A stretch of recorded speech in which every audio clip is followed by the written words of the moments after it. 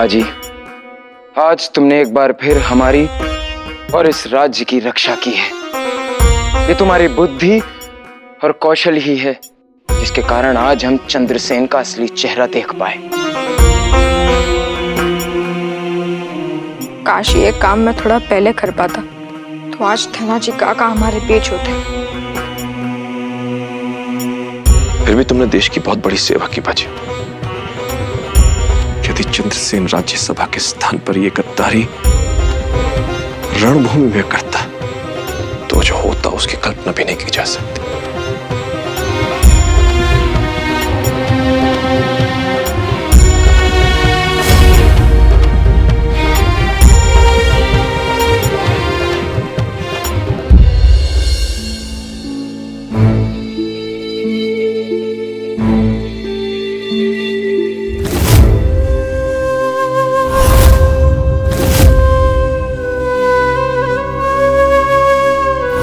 पेशविन by के पद पर होने पर भी रहेंगी तो गांव वाली ही ना।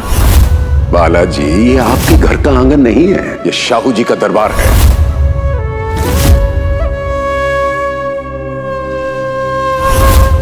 तो यही सोच रही है नाई कि यदि बाबा के पेशवा बनने के बाद भी हमें हमारा सम्मान वापस नहीं मिला तो फिर इस पद के मिलने या ना मिलने से क्या अंतर पड़ता है?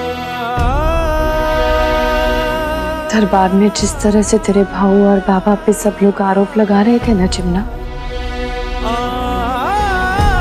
उससे तो यही लगता है कि हम चाहे जो कुछ भी कर लें, इस दरबार इस समाज के लिए हम बाहर वाले ही रहेंगे। कमल कीचड़ में उगकर भी कीचड़ से अलग होता है। पर ये कमल की कमी नहीं, कमल की विशेषता है पेशविन बाई साहब। आपके पति और विशेषकर आपका बेटा सामान्य कर्मचारियों और राजनीतिज्ञों से इतने अलग हैं कि लोगों के लिए उन्हें समझना भी कठिन है और स्वीकार करना भी। पर यह कार्य आप कर सकती हैं।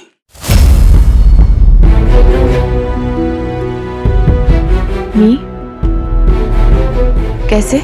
सम्मान पाने के लिए सम्मान का अधिकारी होने से अधिक सम्मान का अधिकारी दिखाना आवश्यक है। सम्मान चाहिए तो रुतबा दिखाइए।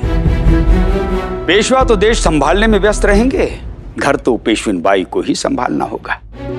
और एक बात याद रखना, पुरुष कितना भी बड़ा राजनीतिज्ञ क्यों ना हो, उसके बनाए संबंध एक छोटे पौधे की तरह होते हैं। ये नारी ही है जो अपनी सहज बुद्धि और सूझबूझ से उन संबंधों को एक विशाल वृक्ष बनाती है।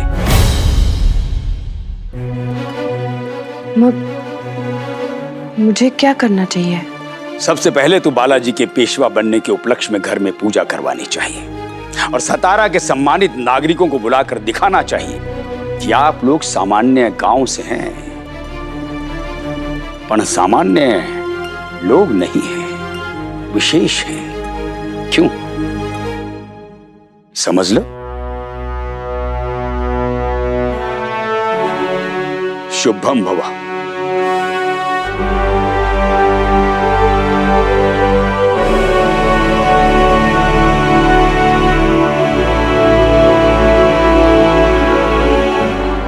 आज तक राजे और हमारा सैन्य बल लगभग बराबर था, इसीलिए राजे शांत बैठे हुए थे। पर अब वो आक्रमण करेंगे, अवश्य आक्रमण करेंगे बालाजी। जब राज्य के बंटवारे जैसे महत्वपूर्ण निर्णय एक बालक के कहे जाने पर लिए जाएंगे तो फिर और क्या आशा की जा सकती है महाराज? यदि आपने समय रहते धनाजी के नेतृत्व में अपनी पूरी सैन्य शक्ति के साथ राजे पर आक्रमण किया होता तो स्थिति कुछ और होती है। बप्पा जी, हम आपसे पहले भी कह चुके हैं, हम अवसर की नहीं आदर्शों की राजनीति करते हैं। हम न कल अपने मराठियों का रक्त बहाने को तैयार थे और ना ही आज हैं। और ये समय बीती बातों पर शोक मनाने का नहीं, आगे की नीति तैयार करने का है। अतीत की त्रुटियों को सही नहीं करेंगे महाराज तो भविष्य कैसे सही होगा? हम आपकी बात का मतलब नहीं समझे। हमें घुमा फिरा कर बात करने की आदत नहीं है महाराज, हम स्पष्ट बात करते हैं।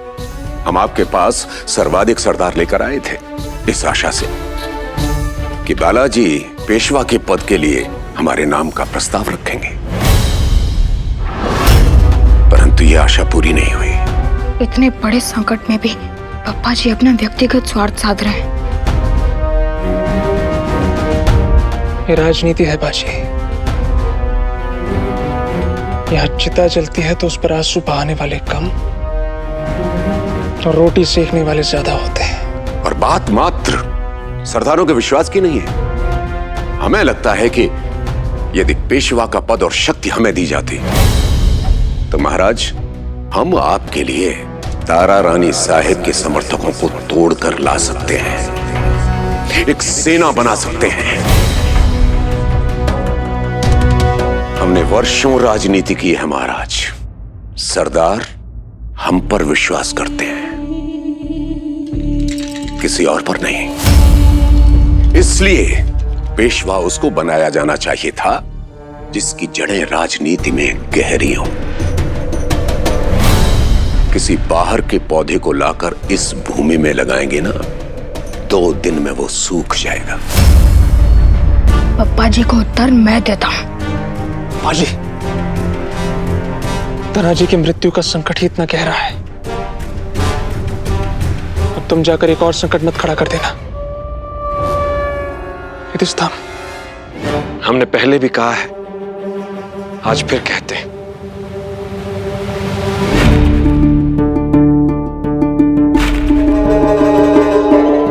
हम शासन नहीं सेवा करना चाहते। यदि हमारी पेशवाई छोड़ने में मातृभूमि की भलाई है तो हम पेशवाई छोड़ने के लिए प्रस्तुत हैं।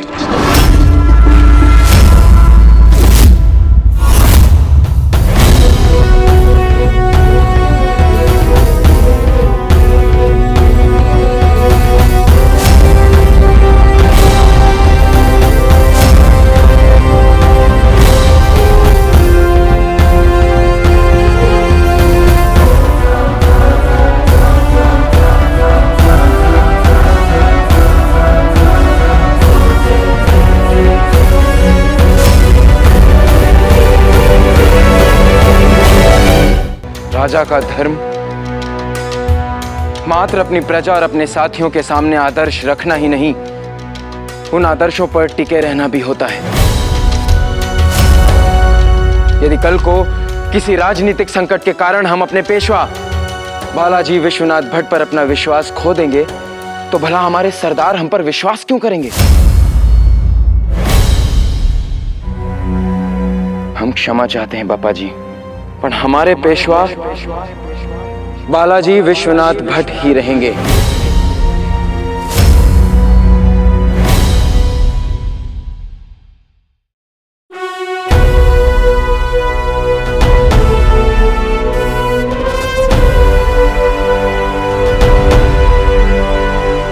बालाजी, ये पद औरों के लिए पुरस्कार होगा, पर आपके लिए ये एक दायित्व है। आणि फिर कभी आप अपने दायित्व को छोड़ने का प्रयास मत कीजिएगा। क्षमा महाराज। पर इसका यह अर्थ नहीं है कि हम आपका मूल्य नहीं जानते बापा जी। यदि चंद्रसेन ने ऐसा राजनीतिक संकट पैदा ना किया होता तो हम कब का आपको अपना पंत प्रतिनिधि घोषित कर चुके होते। हमारा पंत प्रतिनिधि बनकर आप हमारा राज्य संभालेंगे, यानी बालाजी पेशवा बनकर विदेश नीति संचालित करेंगे, दूर दूर के राज्यों में जाएंगे। हम आशा करते हैं कि पंत प्रतिनिधि का पद मिलने पर आपके सरदारों का आप पर विश्वास, यानी उन पर आपका नियंत्रण दोनों बने रहेंगे। महाराज, इस अवसर के लिए हम आपके आभारी हैं। हम पंत प्रतिनिधि का पद स्वीकार करते हैं।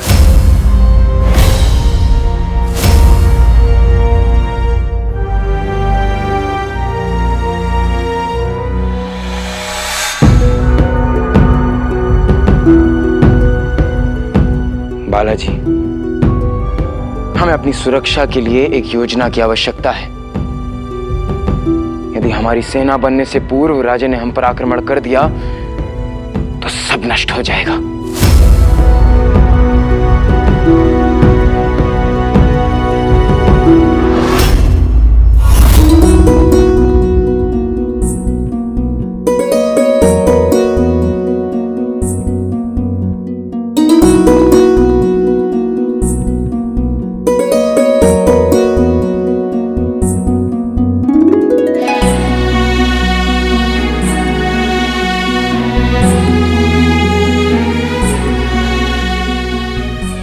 चांद भी हो।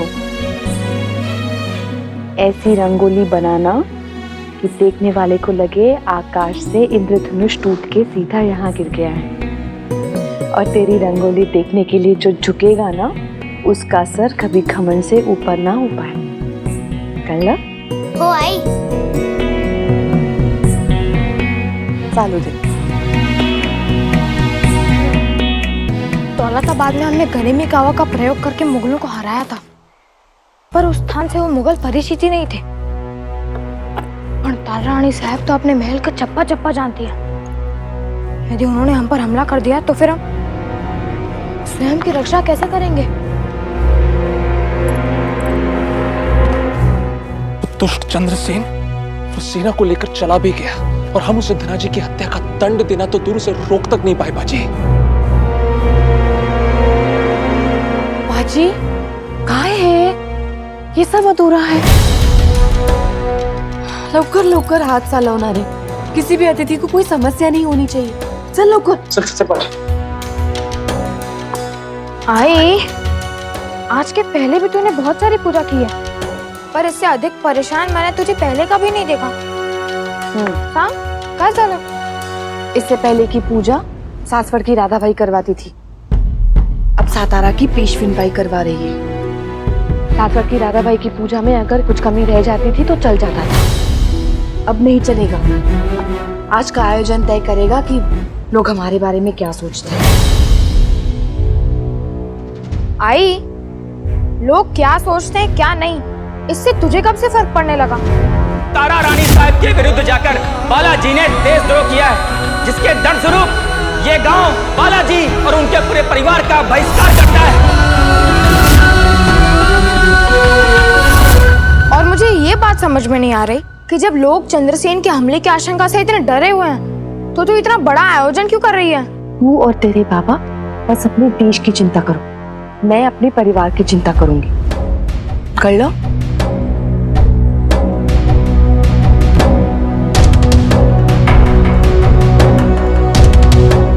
मल्हार, हेगे हो। चला चला।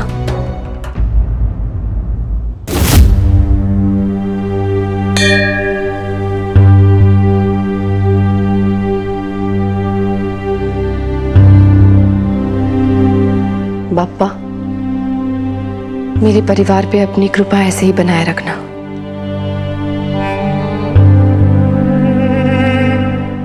तुम दोनों के बाबा के पेशवा बनने के बाद मात्र उन पर ही नहीं, हम सब पर, हमारे परिवार पर भी एक दायित्व आया है।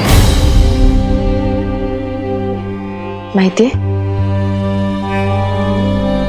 जब सूर्य चमकता है तो उसे ढकने की कोशिश बादल हमेशा करते हैं। वैसे ही तुम्हारे बाबा का यश और उनकी सफलता को ढकने का प्रयास, उसे ग्रहण लगाने का प्रयास लोग अवश्य करेंगे, पर हमें एक परिवार के रूप में सदैव तुम्हारे बाबा का साथ देना है। करला?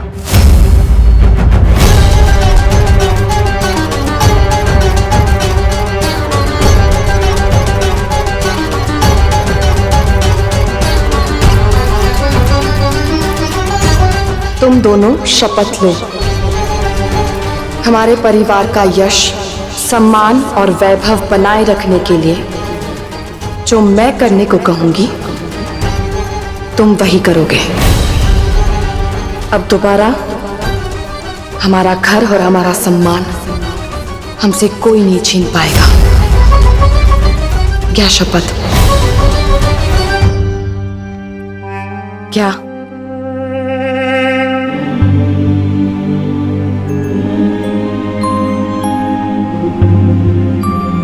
मैं श्रीमान चिन्नाजी साहेब ये शपथ लेता हूँ, जो मेरी आई कहेगी मैं वही करूँगा।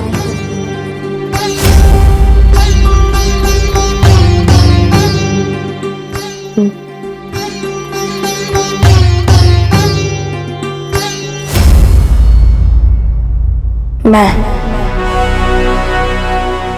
बाजी बल्लाड़ भट्ट ईश्वर को साक्षी मानकर ये शपथ लेता हूं कि मैं जीवन में 3 आदेश कभी नहीं टालूंगा। आई का, बाबा का और अपनी अंतरात्मा का। मैं हमेशा ऐसा काम करूंगा जिससे मेरी आई, मेरे परिवार का सम्मान बढ़े, घटे नहीं।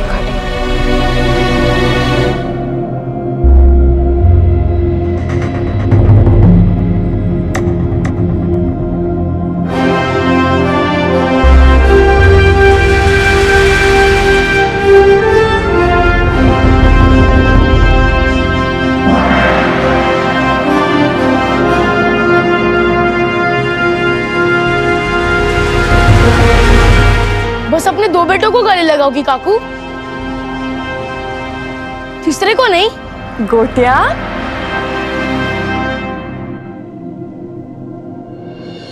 अरे हो काकू, आपकी बहू नम्रता। सौभाग्यवती भव। महादेव तुम दोनों को हमेशा सुखी रखे।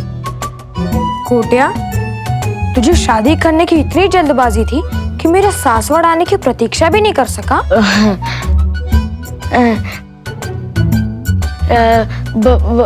बाजी, मैंने ये शादी स्वराज की लड़ाई के लिए की है। अच्छा, वो क्या हुआ ना काकू, मुझे बाजी को स्वराज की लड़ाई में साथ देने की इतनी जल्दी थी कि मैं गांव में रुक ही नहीं सकता था और ना ही नम्रता को गांव में छोड़ सकता था। तो मैंने सोचा विवाह कर ही नम्रता को सातारा ले आ जाता हूँ, ताकि दोस्त और प्रेम में से किसी एक को चुनना ना पड़े। काकू, अब मैं आ गया हूँ, अब बाजी के साथ स्वराज के लिए काम करूंगा। बरा।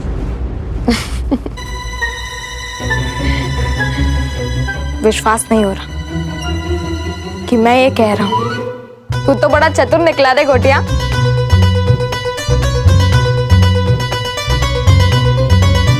अब ऐसा लग रहा है जैसे परिवार पूरा हो गया। ये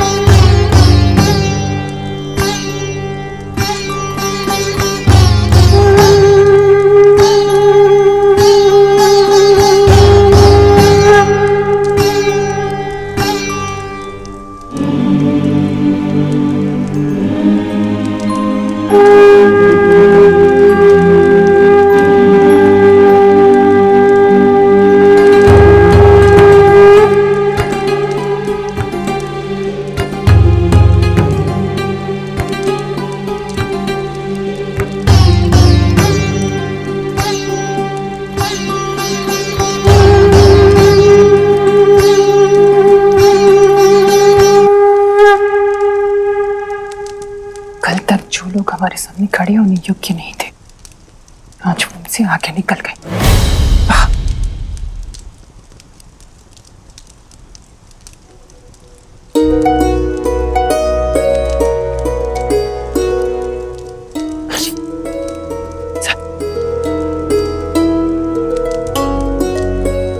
कितनी सुंदर रंगोली है, जैसे इंद्रधनुष टूटकर धरती पर गिर गया हो।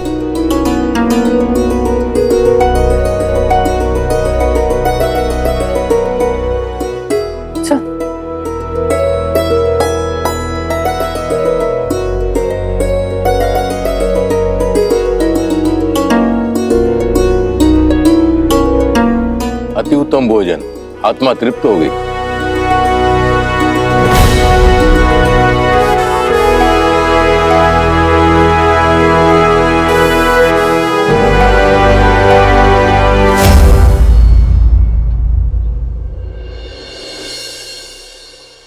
बालाजी, आपने इस कूटनीति से शाहू जी को तो अपने पक्ष में कर लिया, परंतु क्या इसी नीति से आप सेना भी खड़ी कर पाएंगे?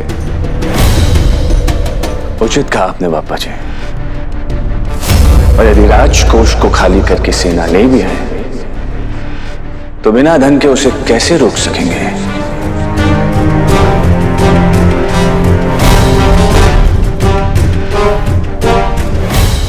बालाजी, आपने इस कूटनीति से शाहू जी को तो अपने पक्ष में कर लिया, परंतु क्या इसी नीति से आप सेना भी खड़ी कर पाएंगे? उचित कहा आपने बापा जी। और यदि राजकोष को खाली करके सेना ले भी है तो बिना धन के उसे कैसे रोक सकेंगे?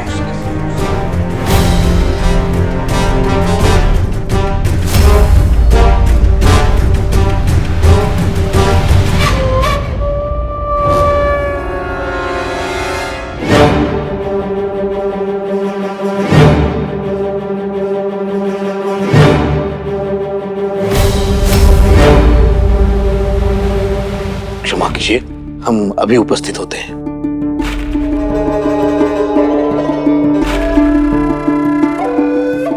हद हो गई, बीच मंत्रणा के बुला लिया। ऐसा नहीं कैसा? माझे बरोबर चला। आओ पण मैंने कहा ना मेरे साथ चलिए।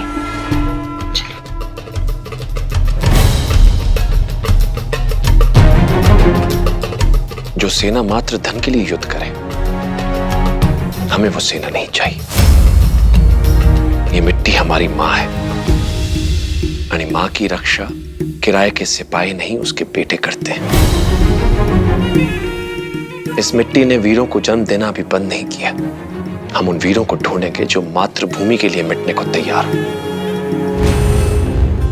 धन के लिए नहीं। वैसे ये तथाकथित वीर आपके बेटे जैसे ही होंगे या उससे भी गए गुजरे? एक बात बताइए बालाजी, राज्य और तारा रानी साहिब की सेना को आप इन बालकों की सेना के साथ पराजित कर पाएंगे?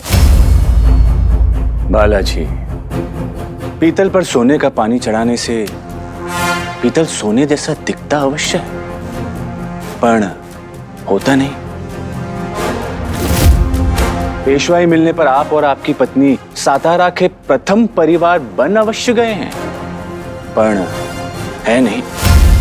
आपकी एक भी चूक, एक भी नाकामी आपके ऊपर से सोने का पानी उतार देगी।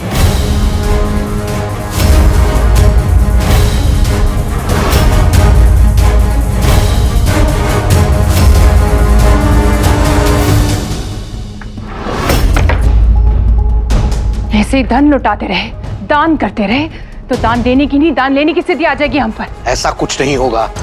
आपको नहीं लगता कि इस बार अपने घाटे का सौदा किया है? इस समय यहाँ आक्रमण हो जाता है तो बिना सेना की हमारी रक्षा कैसे होगी? अरे यहाँ जब तक शाहू जी महाराज के पास धनाजी जैसे अनुभवी राजनीतिज्ञ थे तब तक ठीक था, लेकिन अब वो नहीं रहे।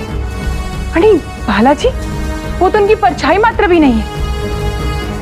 आहो, हमारे रानी साहब के साथ बहुत पुराने और अच्छे व्यक्तिगत संबंध रह चुके हैं और उन संबंधों का प्रयोग कर हम अपने बच्चों का भविष्य सुरक्षित कर सकते हैं। पर यदि आपने निर्णय लेने में समय लगाया तो जिस प्रकार आपके हाथों से धन जा रहा है उसी प्रकार ये अवसर भी चला जाएगा।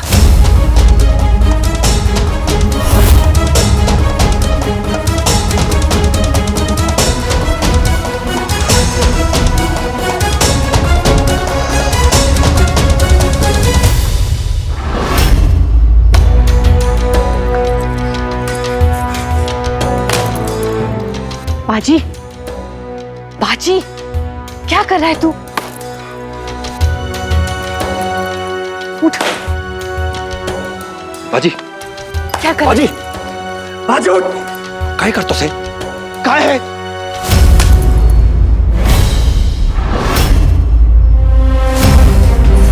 गुस्से में आकर मैंने ये नारियल तोड़ दिए, पर मैं तो बालक हूँ, अनुभवीहीन हूँ। पर आप सब तो मुझसे बड़े हैं ना, सयाने हैं, बुद्धिमान है, अनुभवी है। पर क्या आप में से कोई ऐसा है जो ये नारियल को वापस जोड़कर पहले जैसा बना दे? संकट के समय किसी का मनोबल, किसी का उत्साह तोड़ देना इस नारियल तोड़ देने जितना ही सरल है। बाजी चुप हो जा। ताना मारने के लिए मन में साहस नहीं, बस मुंह में जुबान और मन में घृणा चाहिए।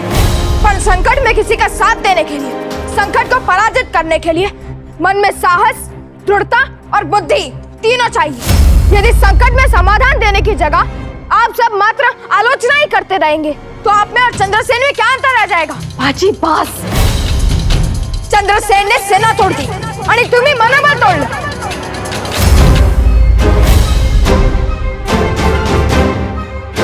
ये पूजा यहाँ के समाज में अपना स्थान बनाने के लिए रखी थी, पर अब इस पूजा का कोई अर्थ नहीं रह गया। मेरे बाबा के नेतृत्व में 40 सामान्य मराठों ने 4000 मुगल सैनिकों को पराजित किया था। बस बाजी बस। सबने कहा था कि असंभव है, पर वो योद्धा ही क्या जो असंभव को संभव ना करे। युद्ध सेना से, नीति से जीते जाते हैं, बालहट से नहीं। जो हठी नहीं वो मराठी नहीं। बस, जब बड़े बात कर रहे हो तो बालकों को बीच में नहीं बोलना चाहिए। समझाइए इसे बालाजी। ये बालक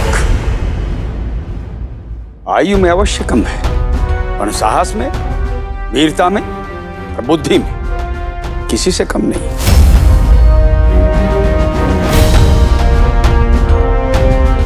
ये जो कह रहा है सत्य कह रहा है। और आप तो सदैव कहते हैं कि धर्म की जीत हो, अधर्म का नाश हो, पर आप ये भूल जाते हैं कि पांडव मात्र 5 थे जो 100 कौरवों पर भारी पड़े थे। कौरवों के पास सेना थी, शस्त्र थे, पांडवों के पास एकमात्र सत्य था, जो साहू जी महाराज के पास भी है। और सत्य कभी नहीं हारता।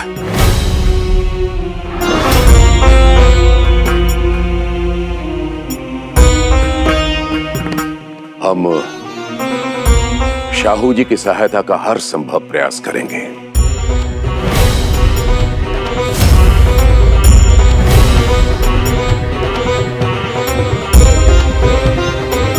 मनुष्य का हठ जब पक्का हो तो स्वयं भगवान भी उसके सामने झुक जाते हैं।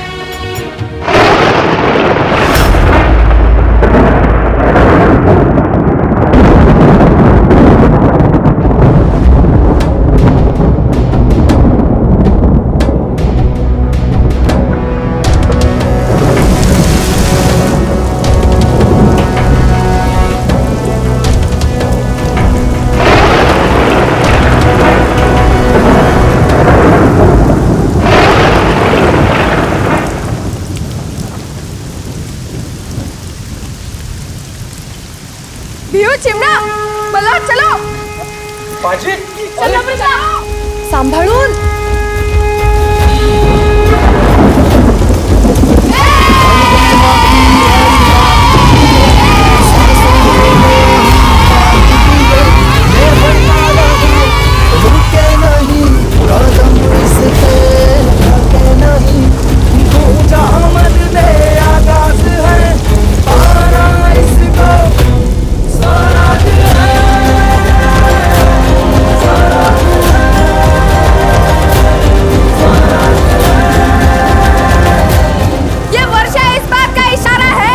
भगवान हमारे साथ हैं।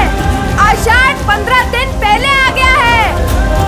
राजा हम पर वर्षा ऋतु में आक्रमण नहीं कर सकते और जब तक वर्षा ऋतु खत्म होगी तब तक बाबा एक नई सेना खड़ी कर चुके होंगे।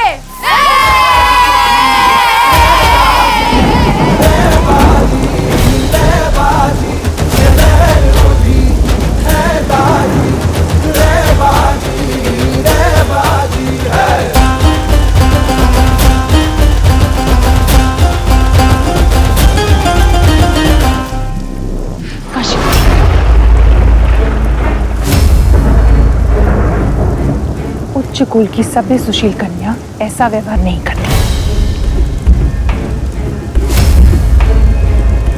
चल।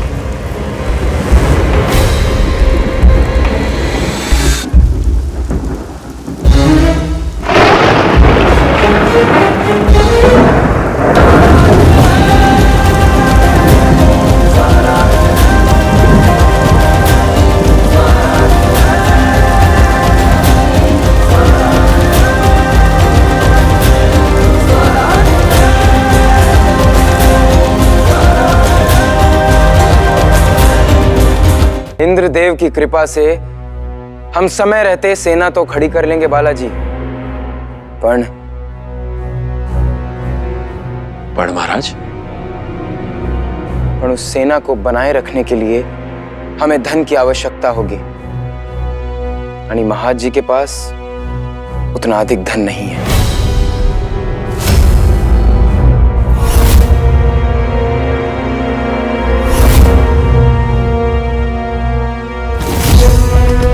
हमें वचन दीजिए कि आप शाहू जी महाराज को एक कौड़ी भी नहीं देंगे। सारा धन काशी के विवाह के लिए बचाकर रखेंगे।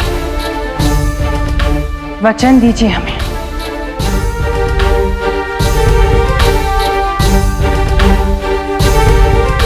हाँ, हम वचन देते हैं। महाराज, हमारे पास जो भी शेष पूंजी है वो हमारी पुत्री काशी के विवाह के लिए है। देश के लिए हम अपना सर्वस्व दे दें, किंतु हम एक पिता भी हैं, और यदि हमें हमारी पुत्री के लिए कोई अच्छा रिश्ता ढूंढना है तो हमें अपनी हैसियत बनाए रखनी होगी।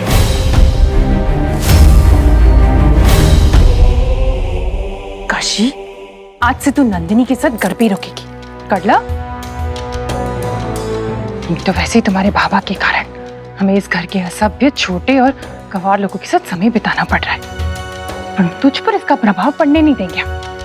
अणी तू इनको बारिश में भीगता देख तेरा मन मचल पड़ा। कल ये मेंढक की तरह टटर करेंगे तो तूफान करना का हो? शिव भाई, काशी बच्ची है, जाओ द्या ना। आप पेशविन भाई अवश्य हैं, पर हमारे पारिवारिक मामले में बोलने का अधिकार आपको नहीं है। आपने स्वयं अपने बच्चों को क्या संस्कार दिए? मेरी आई के दिए हुए संस्कार ने मुझे अब तक रोक कर रखा था, वरना ये उत्तर आपको बहुत पहले मिल गया होता। क्या मतलब है तुम्हारा? तुम हमारी आई को कौन सा उत्तर देते? मैं तुमसे बात नहीं कर रहा हूँ, पर हम तुमसे ही बात कर रहे हैं। तुम स्वयं को समझते क्या हो?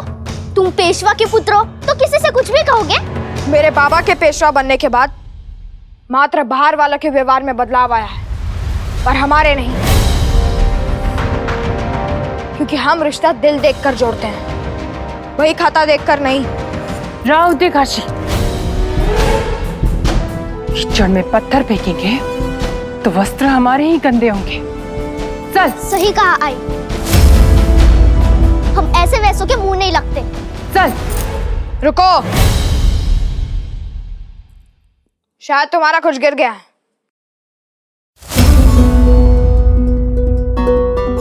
ये लो,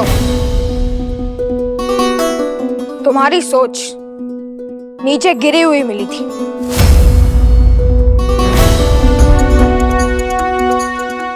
हाँ, हम अपनी मिट्टी, अपनी संस्कृति से जुड़े हुए लोग हैं। हमारी मिट्टी और संस्कृति लोगों को बड़ा बनाती है, छोटा नहीं। समय बदल रहा है, आप भी अपनी सोच बदल लीजिए। चल आई। पाजी, पाजी, आज के बाद हम इस घर में पांव तक नहीं रखेंगे। चल।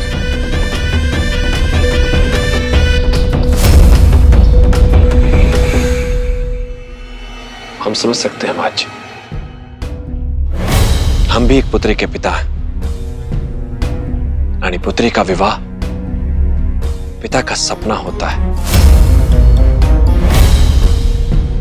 हम आपसे धन मांग सकते हैं, पर आपका सपना नहीं।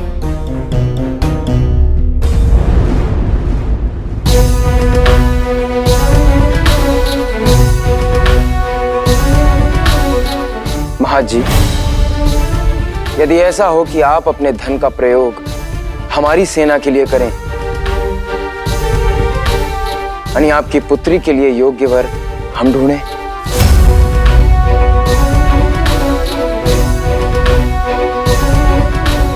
महाराज, यदि महाराज जी को आपत्ति ना हो तो हम भी आपके लिए अच्छे से अच्छा दामाद ढूंढेंगे। यदि हमारी पुत्री के लिए योग्य वर ढूंढने का दायित्व स्वयं महाराज ले रहे हैं तो हमें भला क्या आपत्ति हो सकती है? तो आप चिंता मत कीजिए, हमने आपकी पुत्री के लिए योग्य वर ढूंढ लिया है।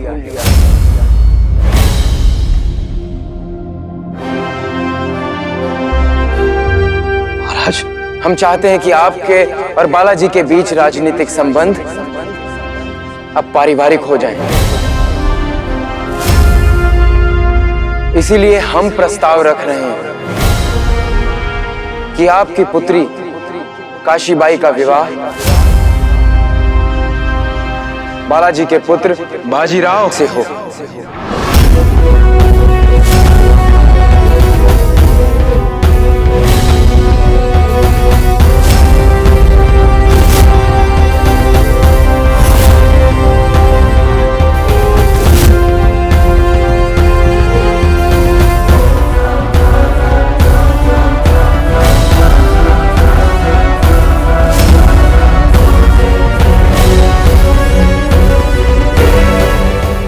आई ने भी हमें कितने खराब मौसम में क्षमा मांगने के लिए भेजा है। हो रे बाजी, काकू से बहुत बड़ी भूल हो गई। हमें क्षमा मांगने के लिए तब भेजना चाहिए था जब सुहानी हवा चल रही हो, बगिया में फूल खिल रहे हो, कोयल कू कू करके गाना गा रही हो। वाह वाह। वैसे सासवड़ के आने के बाद से आई कुछ बदली बदली सी है। आई ने ही तो मुझे सिखाया था कि जो सही है वो किसी के आगे झुकता नहीं, और अब स्वयं मुझे क्षमा मांगने के लिए भेज रही है। सासवड़ की बातें तू सासवड़ भी छोड़ देना बाजी। अनेक लक्षात टेव, कभी कभी स्थिति ऐसे आती है कि हमें ना चाहते हुए भी झुकना पड़ता है। ऐसी स्थिति के चलते मेरा विवाह नम्रता से हुआ था। कोटिया, तेरी हर बात घूम फिर के नम्रता पर कैसे आ जाती है? इसी को तो प्रेम कहते हैं रे बाजी। क्या तू नहीं समझेगा? अगर इसे तुझे समझना है तो तुझे विवाह करना पड़ेगा सालेल।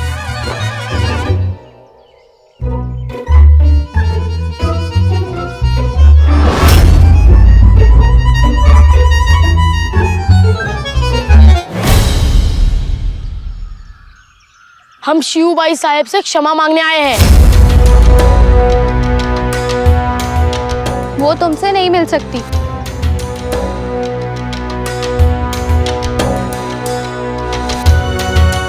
मेरी आई ने मुझे आदेश दिया है कि मैं तुम्हारी आई से क्षमा मांगूं, और मैं अपनी आई का आदेश नहीं टाल सकता। और हम अपनी आई की बात नहीं टाल सकते। उन्होंने कहा कि नहीं तुम हमारे परिवार से बात करोगे, नहीं हम तुम्हारे परिवार से। इसलिए अपने इस लंगूर मित्र को लो और यहाँ से चले जाओ। गोटिया लंगूर नहीं है। जानते हैं, हम तुमसे नहीं इससे बात कर रहे थे। बाजी कन्या चतुर है। कितनी चतुराई से तुझे लंगूर बोल दिया रे। जिस पर बाजी का अधिकार नहीं वो उसे मांगता नहीं, और जिस पर बाजी का अधिकार है वो उसे छोड़ता नहीं। तुम्हारी आई से क्षमा मांगना मेरा अधिकार है। यहाँ तुम्हें अधिकार नहीं धिक्कार मिलेगा।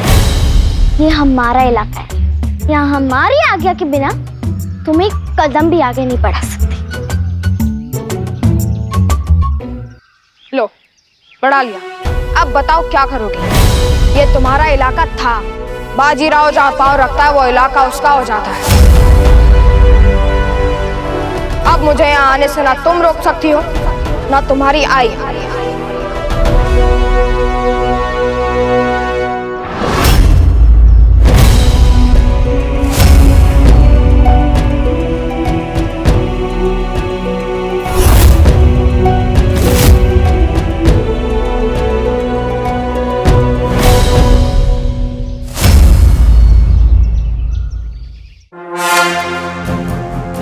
क्या हुआ?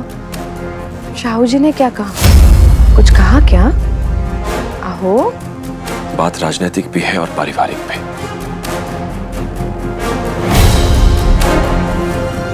शाहू जी ने एक ऐसा आदेश दिया है जिससे हमारा बाजी एक ऐसे बंधन में बन जाएगा जिससे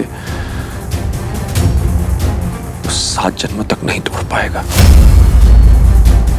मंजे, मैं कुछ समझी नहीं। साहू ने बाजी का रिश्ता महाजी की पुत्री काशी से तय कर दिया। काय? आसमान का चांद तोड़कर जमीन पर फेंका नहीं जाता। अपने से ऊंचे कुल का नहीं तो अपनी बराबरी का तो वंश ढूंढते। आपने ढूंढा भी तो क्या? बालाजी और उसका परिवार न वंशोत्तम न वर। आपने देखा है नवाजी को? वो एक उद्दंड और उपद्रवी बालक है। आज उसने हमारे साथ बस बालाजी या राजा से पेशवे हैं। और बाजी भी वीर और देशभक्त लड़का है। उसके तरीके और तेवर औरों से अलग है, माना, लेकिन हमें भी अपनी पुत्री के लिए झुंड में चलने वाली भेड़ नहीं, अकेला चलने वाला सिंह चाहिए। हम हाँ कह चुके हैं, क्योंकि ना कहने का हमारे पास कोई कारण नहीं था।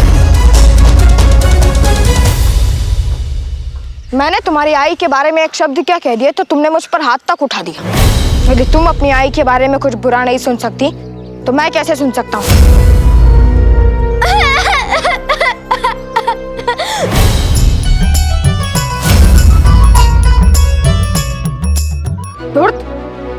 तुमने मुझे धोखा दिया। हमने तुमको तुम्हारी भाषा में उत्तर दिया। वो क्या कहते हो तुम? राजनीति, कूटनीति। तो ये भी राजनीति कूटनीति है। यदि मेरी आई ने मुझे आदेश ना दिया होता तो भी मैं तुम्हारा चेहरा कभी नहीं देखता। अब हटो और मुझे तुम्हारी आई से क्षमा मांगने दो ताकि ये बात हमेशा के लिए खत्म हो जाए। लड़ाई शुरू तुमने की थी पर खत्म हम करेंगे। तुम्हें हमारी आई के सामने जाने की आवश्यकता नहीं है। उनकी तरफ से हम तुम्हें क्षमा करते हैं, परंतु एक शर्त है कि तुम अपने जीवन में दोबारा अपनी शक्ल हमें नहीं दिखाओगे। बाजी को शर्त स्वीकार है। बाजी की तरफ से मैंने वचन दे दिया और बाजी अपने मित्र का वचन नहीं तोड़ता। यदि इसने ये शर्त ना रखी होती तो भी मैं दोबारा इसका चेहरा कभी नहीं देखता। यदि कभी हम भूल से टकरा गए तो तुम बिना कुछ बोले अपना मार्ग बदल लोगी। प्रसन्नता से।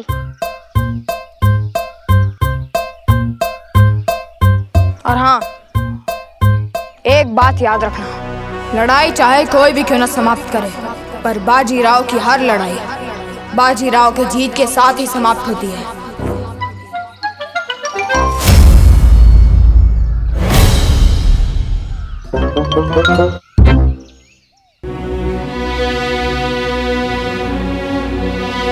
हम क्षमा चाहते हैं सरकार।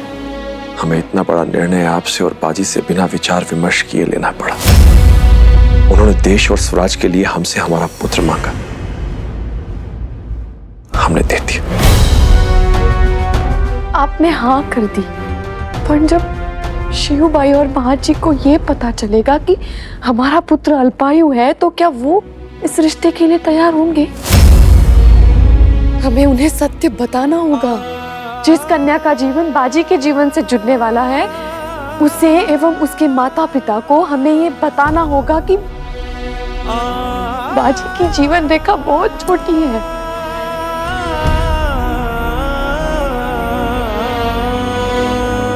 हमें उनसे मिलना होगा।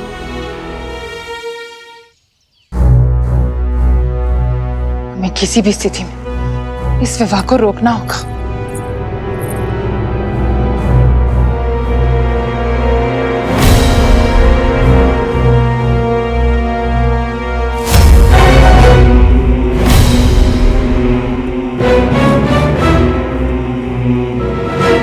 पेशवेनबाई आणि आमच्या घरी आप और आपका पुत्र वैसे ही हमारा सम्मान ले चुके हैं। शाहू जी की आज्ञा से हमारी बेटी भी ले लेंगे। अब और क्या बचा है पेशवेनबाई, जिसे लेने के लिए आपको स्वयं हमारे घर आना पड़ा? मैं यहाँ कुछ लेने नहीं आई हूँ, आपको कुछ बताने आई हूँ।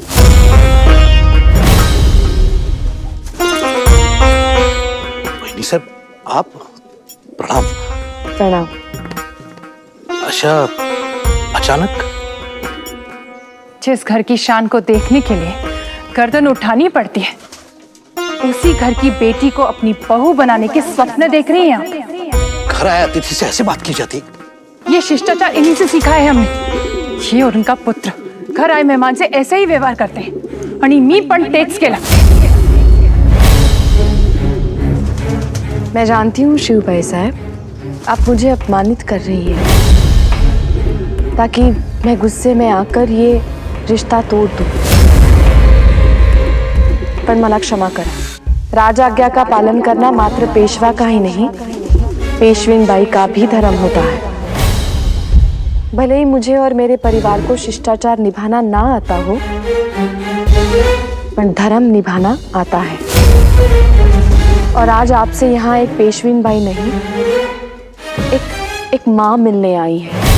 एक ऐसी माँ जिसका पुत्र अल्पायु है.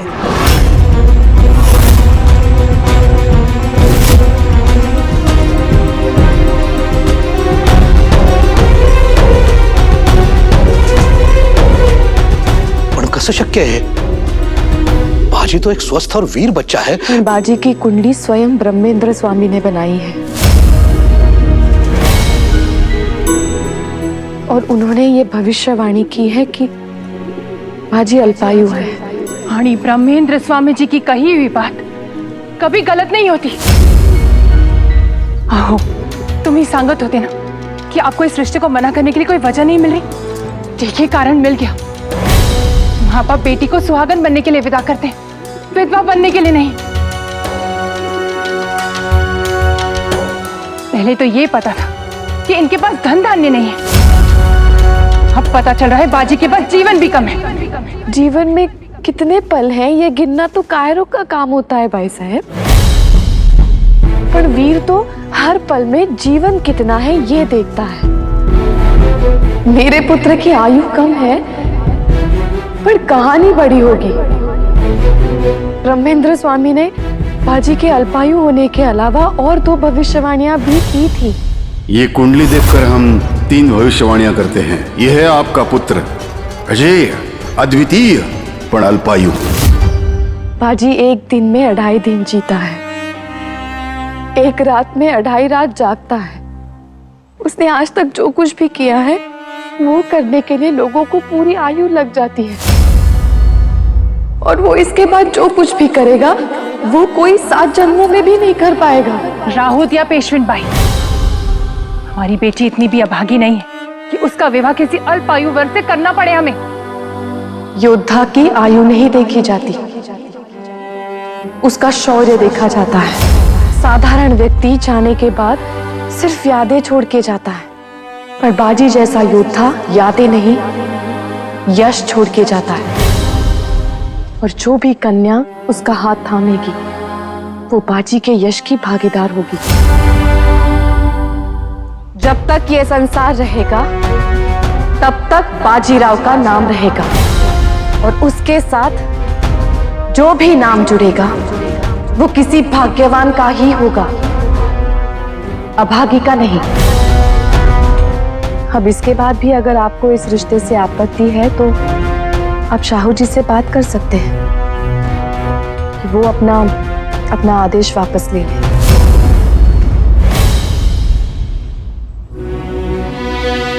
ये थे.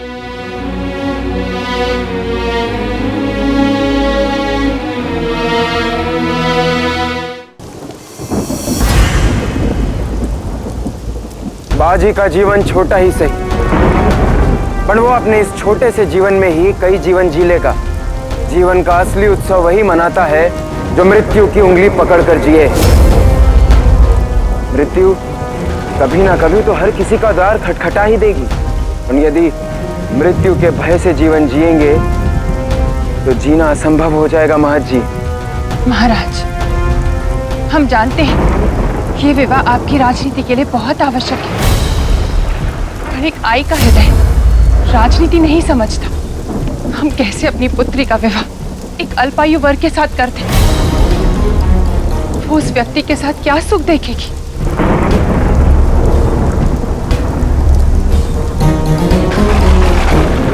शिवबाई साहेब, हमारे पिता के जीवन का अंत भी युवा अवस्था में ही हो गया था, पर इसका यह अर्थ तो नहीं कि उन्होंने अपना जीवन ही नहीं जिया.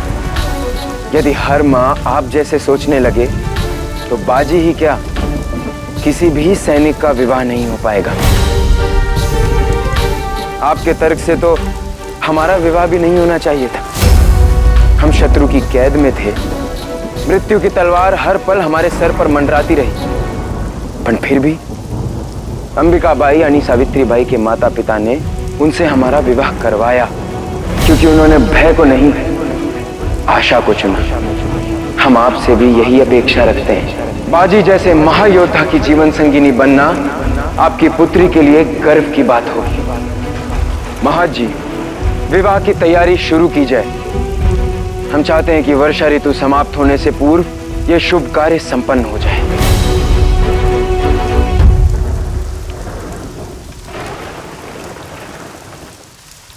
आदरणीय पेशवीन बाई साहेब, प्रणाम। बाजी के अल्पायु होने की भविष्यवाणी सुनकर हमारा हृदय विचलित अवश्य हुआ था, परंतु शाहू जी से मिलने के बाद हमारे विचार बदल गए हैं। और सत्य तो यही है कि मात्र बाजी का ही नहीं, बल्कि संसार का प्रत्येक जीवन सदा मृत्यु की छाया में ही पलता है, और आने वाली मृत्यु के भय से जीवन जीना नहीं छोड़ा जाता। हमें विश्वास है कि हमारी पुत्री बाजी के साथ जितने भी दिन रहेगी, सुख से रहेगी, सम्मान से रहेगी। हम इस रिश्ते के लिए तैयार हैं और आपसे निवेदन करते हैं कि साखरपुड़ा की रस्म जल्दी से जल्दी की जाए। महाराज जी, विश्वास नहीं हो रहा, हमारा बाजी इतना बड़ा हो गया कि उसका विवाह होने जा रहा है। विश्वास तो आपको भी देखकर नहीं होता कि आप सास बनने जा रही हैं। आप तो अब भी नवविवाहित लगती हैं सरकार।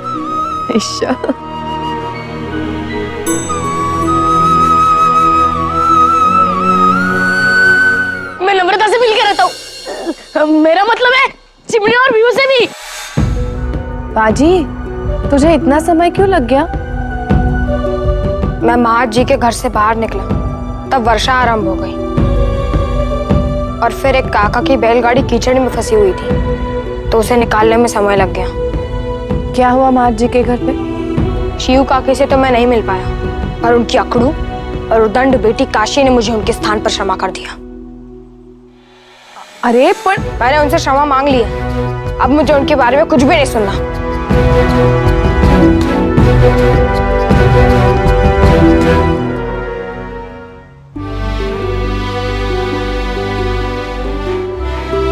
बाबा, मैं और मल्लारी भी आपके साथ चलेंगे।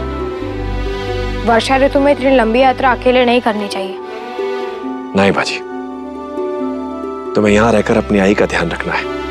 हम बीच में लौटेंगे, पर संभावना है कि जब हमारे घर में नया मेहमान आए तब हम यहां ना हो। इसलिए हम चाहते हैं बाजी, हमारी अनुपस्थिति में तुम घर की जिम्मेदारी संभालो। एक बार वर्षा ऋतु समाप्त हो जाए, तुम हमारे साथ चल सकते हो।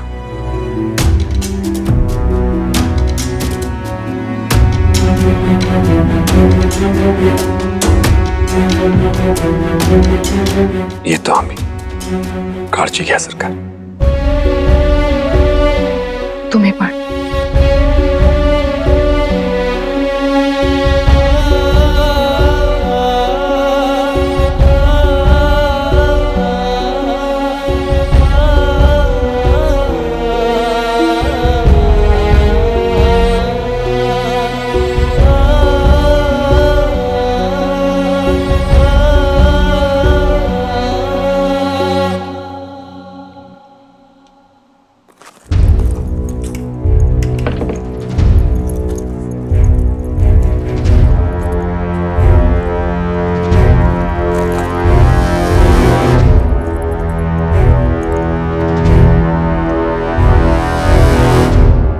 आज मेरा उत्तर ही क्यों नहीं मिल रहा? बात क्या है? आई नको।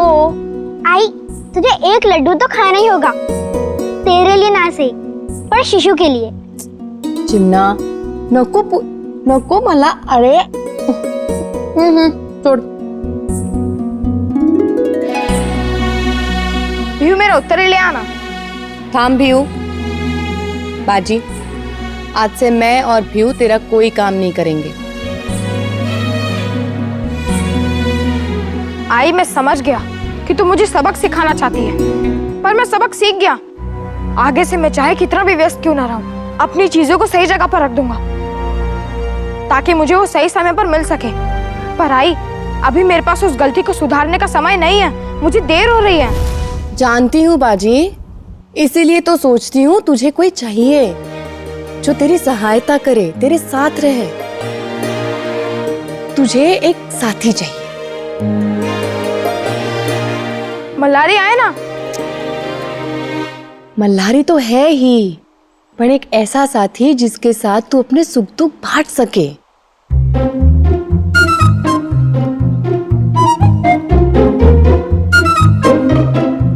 ऐसा साथी भी था आई, पर वो भी विवाह के बाद बदल गया। विवाह के बाद तो तू भी बदल जाएगा रे बाजी। नम्रता, विवाह के बाद वो बदलता है जो विवाह करता है, पर मैं तो विवाह करूंगा ही नहीं। विवाह तो तुझे करना ही पड़ेगा, और वो भी बहुत जल्दी। मैं साथी की नहीं, जीवन साथी की बात कर रही थी बाजी। मैंने और तेरे बाबा ने तेरा रिश्ता पक्का कर दिया।